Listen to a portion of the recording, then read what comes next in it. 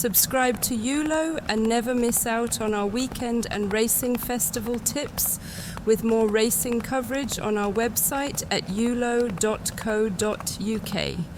After a top-class day of racing action at the British Champions Day meeting at Ascot, I'm back on home soil for Sunday's card at Paris-Longchamp. Later on, there are 2 listed races and the October handicap at Leopardstown to end the day as the flat season draws to a close on both sides of the channel.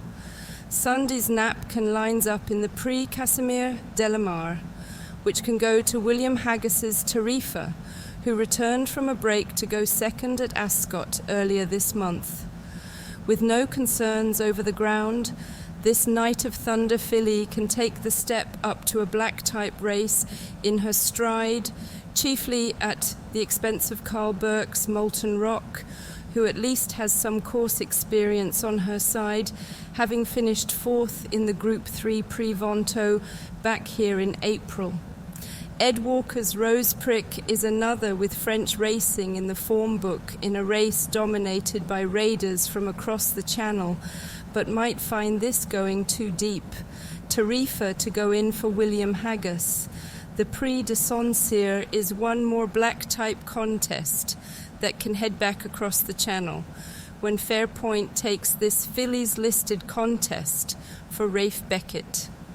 This far filly has been a model of consistency this season, never out of the first 3 in 6 starts, and won't be complaining about the cut in the ground at Longchamp.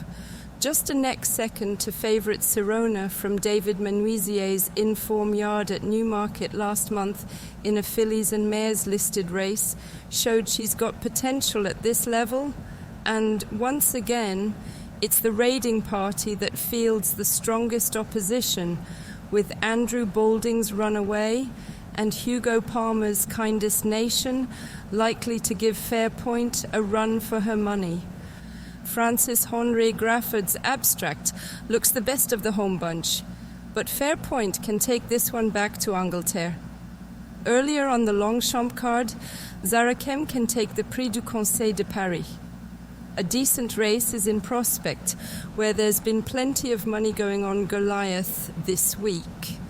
However, Francis Henri Graffard's German-bred gelding hasn't been seen since bolting up in the King George VI and Queen Elizabeth Stakes at Ascot's royal meeting, so a chance is taken on the race-fit Zarakem, who was a fine 7-length 6th in the Prix de l'Arc de Triomphe 2 weeks ago. Jerome Regnier's Zarak colt gets a useful 4-pound pull from Goliath, and that could prove telling in this heavy going.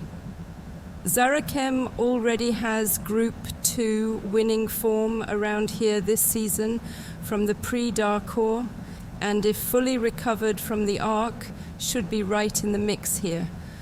British raider Hamish will relish the conditions, so completes the shortlist, but Zarakem to score.